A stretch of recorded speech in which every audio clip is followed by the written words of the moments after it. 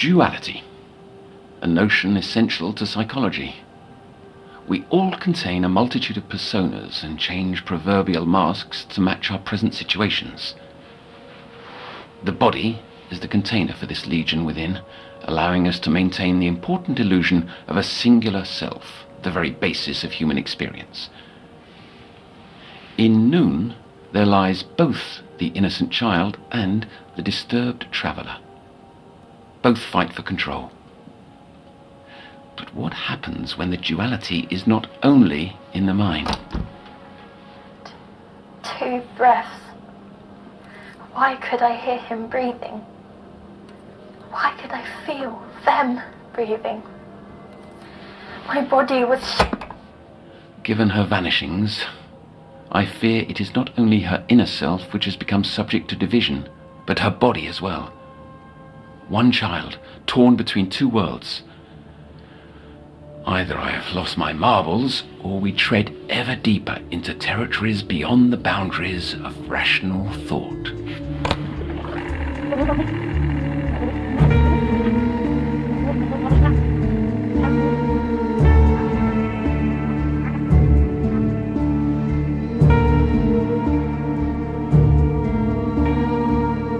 You're listening to The Sounds of Nightmares, an audio fiction series from the world of Little Nightmares.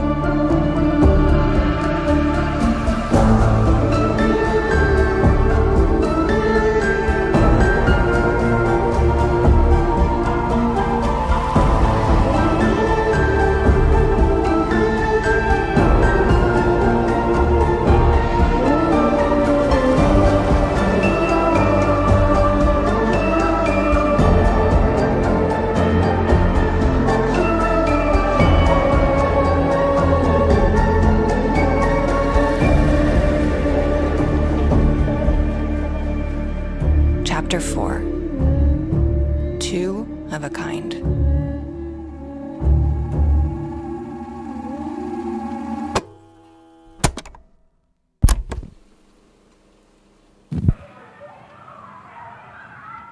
Otto, what is this place?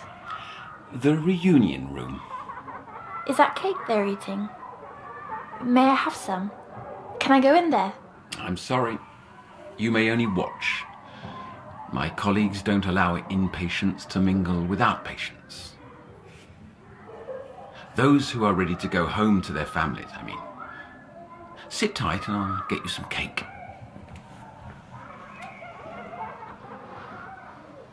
Get me a piece of cake, please. A piece of cake. Get me a piece of cake.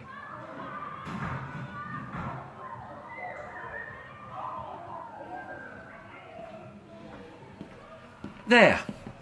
A fine chocolatey slice. They're not waving back. Ah, it's a 2-way mirror. We can observe them, but they can't observe us. I'd like to ask about last night. Last night? You were in bed with the brain activity monitor on. One moment you were there, and the next, gone. Where did you go? I don't understand. I watched you myself, so I know you didn't get up and leave the room. Wasn't I asleep? I don't recall any of this. You vanished, Noone. Huh? I thought I might have been mistaken at first, but the EEG readings persisted, as if you were still there. Several minutes lapsed, then you reappeared. That makes no sense. And this wasn't an isolated event. What do you mean? I can't just... People don't just disappear. You're supposed to help me. You're supposed to understand. And yet neither of us do. It's a major development, a bona fide anomaly. That's why we must be sure that... Is this some kind of trick? It's all right. Look at me. Focus on my eyes. Breathe. Noone, slowly. Breathe. 2, 3. Hold. 2, 3. Out. 2, 3.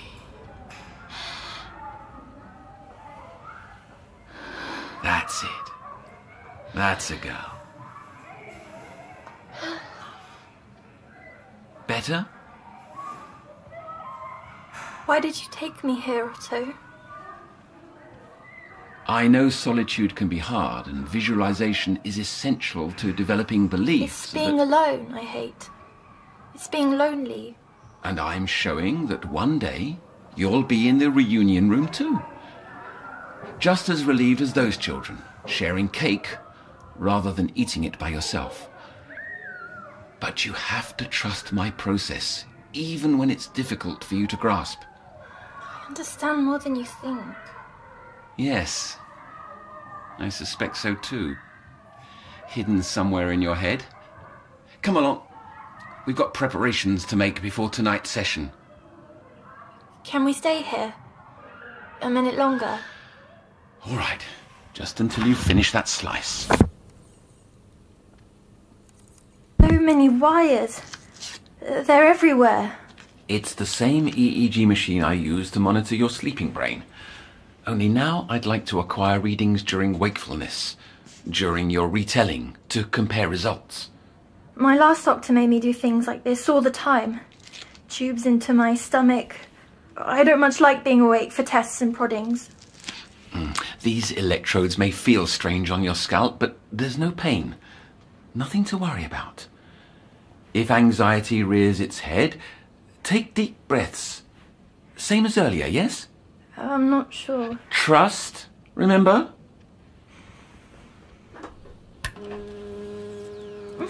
Not so bad, is it? Can we get this over with? Of course. Begin as you like. I spun out of a dark place, and brilliant lights sparkled around.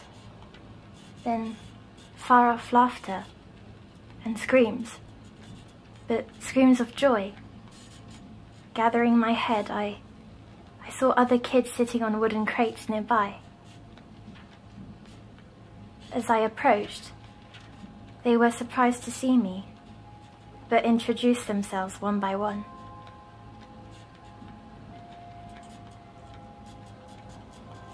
They were performers, they said, each with different skills and talents. Juggling, fire breathing, trapeze something. Trapeze? Trapeze. That's what he said. The boy called Rusty, he walked tightrope too. There were caravans all around, wooden ones, big yellow wheels, and all these colourful fabrics. I noticed the lights again, fairy lights, shining down into the puddles from the rain that cleared before I'd arrived. Their reflection, swirling in the murky water, like a ballet. It was beautiful. As I lost focus, the others went on talking, fast and loud as teenagers do. Teenagers? And how long had they been there? Performing in this place? Please, Otto. Let me get through it.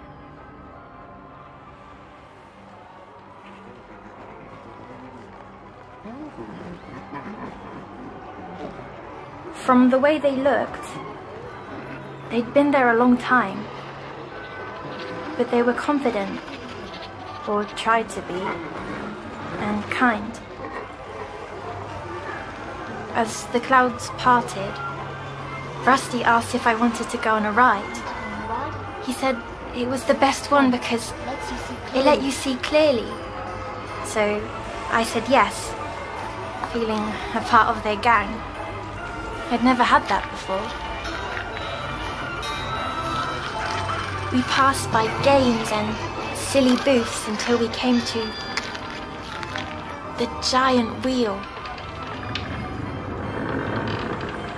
We climbed into the seats in pairs, me and Rusty taking the last cart.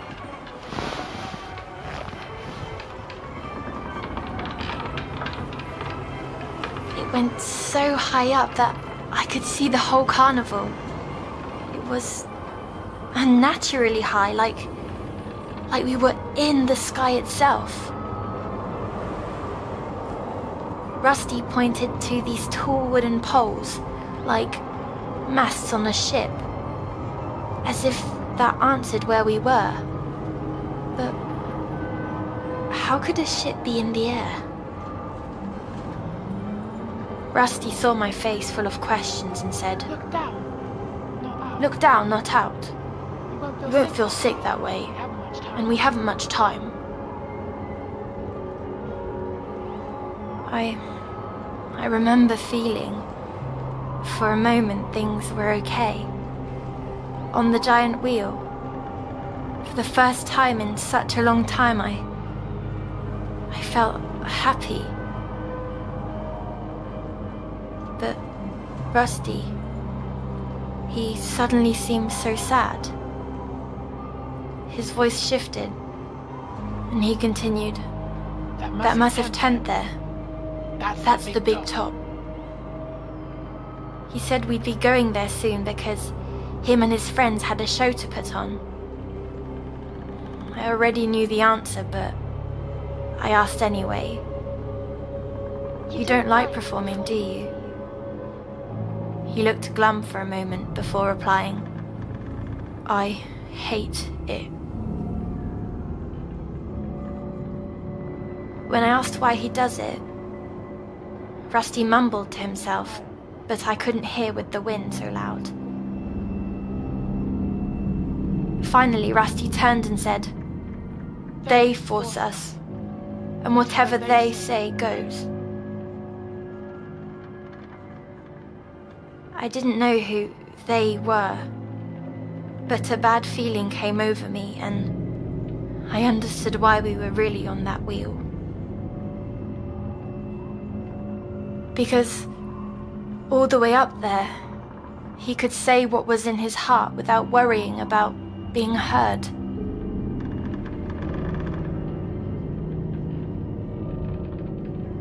As the wheel came around, he began explaining very fast how him and his friends had been planning. Rusty wanted me to be part of a special show where they would try something they'd never done before. He told me that my job was to be lookout, that if I saw a man in a purple suit, I needed to give him the sign while he walked the tightrope.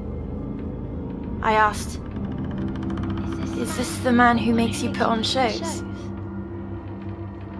Without really answering, Rusty kept talking. "In the spotlight, some glow, while others shrivel into shadows. We glow and do as told, or..." He didn't finish the thought, but I understood. The times I was on TV, I'd have done anything to avoid all those lights. So I said, "A simple sign won't do. I'll have to shout. A code only we'll understand. How about big top?" He agreed it was a good idea, and I realized he didn't tell me what they were planning, but when I saw him staring out at the clouds, I asked, "You mean to escape, don't you? The carnival?" And he quickly said, This entire rotten world.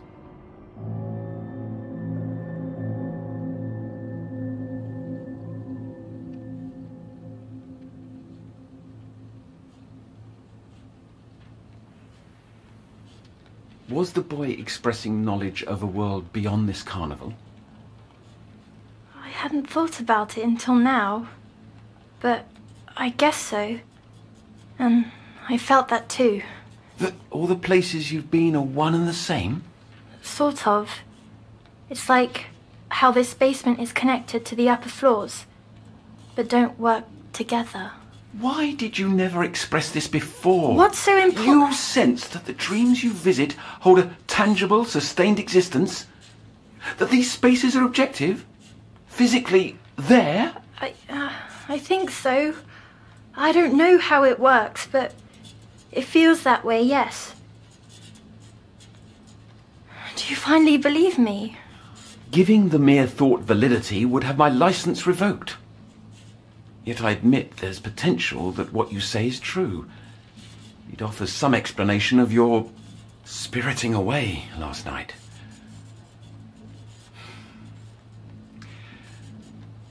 I'd need to see it for myself. See it yourself. You're supposed to help me avoid going there. I need to reach it with you, to find that quiddity of consciousness we spoke of. Why would you want that? How can I trust you if you don't answer my questions sometimes? It isn't fair.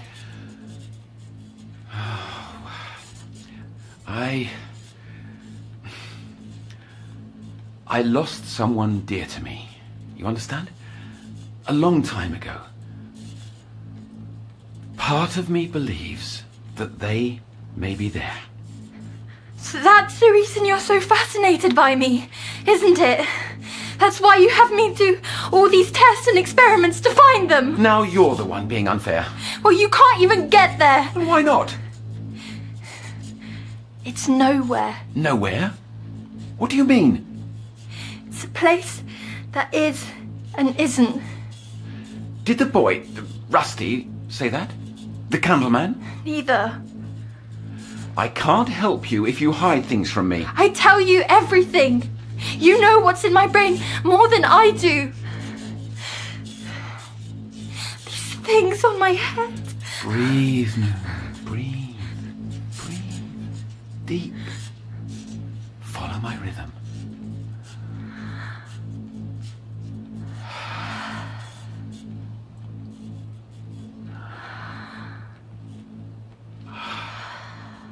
All right, okay. If the theatrics are done, we must press on. I want to stop. The sooner you finish, the sooner we'll be free.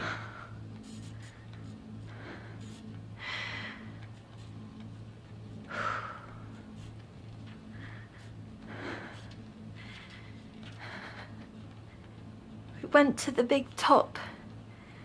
Rusty and the others got all dressed up in amazing costumes. Black and white with sparkles. And another in a fancy red coat. Rusty led me round to the towering stage, placing me in the front, saying, "Best seats in the house." I felt so special until Rusty looked around with that worried face again. Without another word, he went backstage as the crowd started pouring in. These people were the wrong shape. Faces like bad drawings come alive. One sat down in the seat to my left, eating a candy apple. It stank horribly, and the center was mushy and raw.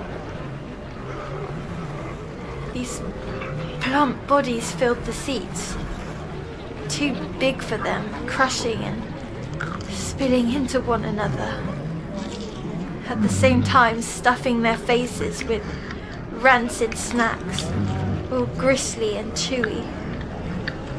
I thought to throw up, but as the lights dropped, everything went still.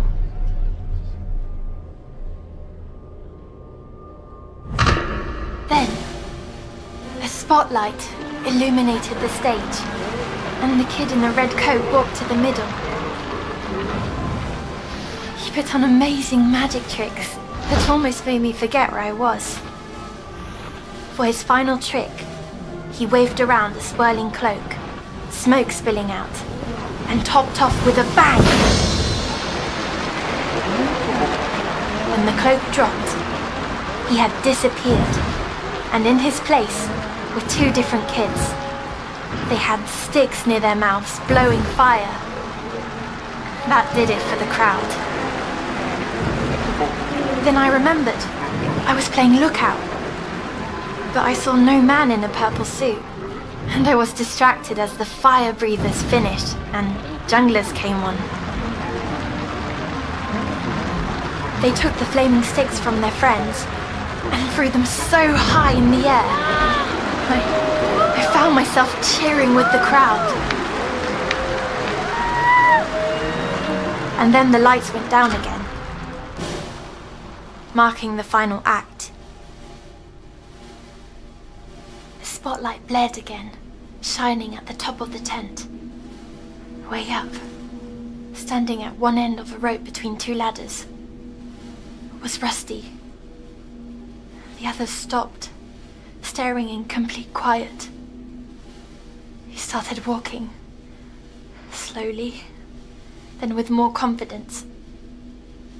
The silence went on too long, like we were all under a spell. And that's when I noticed something beside me, in the seat that had been empty a moment ago. The man in the purple suit. I heard him before I saw him. 2 breaths. Why could I hear him breathing? Why could I feel them breathing? My body was shaking, but his attention was on Rusty. Noticing that I wasn't cheering, the man turned. He had no eyes, but I felt him look at me. How can someone with no eyes look at you? Then, I saw a smaller man in his lap. A dummy, only he wasn't made of wood or plastic and had hair atop a lumpy face where a wide mouth had been carved out. Unlike the man, the puppet had eyes, staring at the spotlight above. Suddenly, the crowd burst into a cheer as Rusty reached the middle of the rope. But the dummy's face crinkled, full of hate, wanting those cheers for himself. I was the only one not clapping, and he turned to face me. I'm not sure if they spoke or if it was in my head, but with a smile, they invited me to be part of the show. That's when I shouted, "Big top! Big top!" But the crowd was booming. Rusty made it across the rope, but instead of climbing down the ladder, he began climbing towards a small cut in the fabric at the top of the tent. I turned back, and the man was still there, limp, but his dummy was gone, right near Rusty. Big top! I tried to scream, tearing my throat, but I had no breath. And then I saw the dummy, its lumpy face peering out from the shadows at the top of the tent, waiting for Rusty. The man beside me grew shy, both loving the praise and regretting the attention. I could hear it breathing again, twin breaths, out of sync. I tried and tried to shout, but it was too late. Rusty was finally out of the spotlight, and the tiny doormat lunged, and Rusty... Did he escape? Did he manage? Get this thing off my head! Was Rusty able to get away? No, I don't like it! Rusty! Okay. All right. Deep breaths. Deep breaths. Follow me. Listen. 1, 2, Big dog! deep. Slow down. Breathe. Rusty! 2, big Just dog! breathe. Big dog!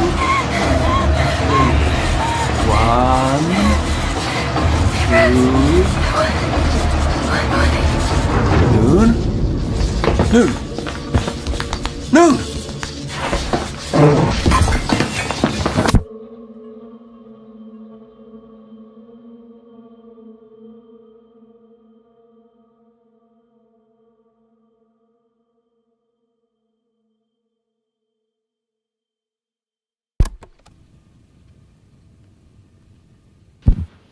Mercifully, the only irreparable damage this evening was the wound cut in Noone's confidence towards me. What concerns me more is the lack of detail in her retelling. A step backwards, which may be the result of her preoccupation with the testing equipment. Her body dysmorphia was exacerbated. That celebrity doctor's to blame, whatever he put her through. And all those poor children. but it's causing her to become furtive. I've exhumed the journals published by my outer circle of colleagues, with whom I'd lost touch. While I previously entertained the possibility of a multitude of realms, a singular space seems more probable and in line with their transcendental musings. While their studies are conjecture, I can no longer deny the empirical signs pointing towards such peripheral existence. Why then are my senses unable to perceive it whatsoever? There's a veil up. Ha, yes, like a two-way mirror. Only I'm the one stuck on the side of blind, deaf and dumb ignorance. And the lurking presence of the ferryman. While he may be a master of dream manipulation, he's no denizen here. Noone said it many sessions ago. He does not belong in our world.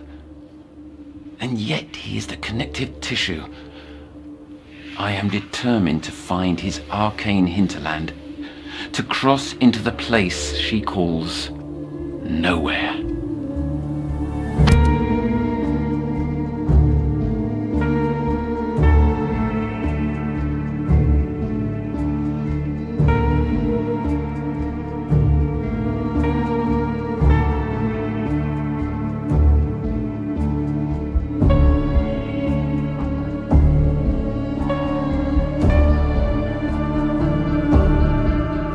You've just listened to the 4th episode of The Sounds of Nightmares. This episode was written by Supermassive Games and Lonnie Nadler. Our showrunner is Lonnie Nadler, and the series is directed by Thomas Joses. Noone is played by Amy Purshouse, and Otto by Kester Lovelace. Music created by Tobias Livia and Thomas Joses. Production supervised by Alizé Debar and Lucille Rousseau-Garcia. This series is based on Little Nightmares from Bandai Namco Europe.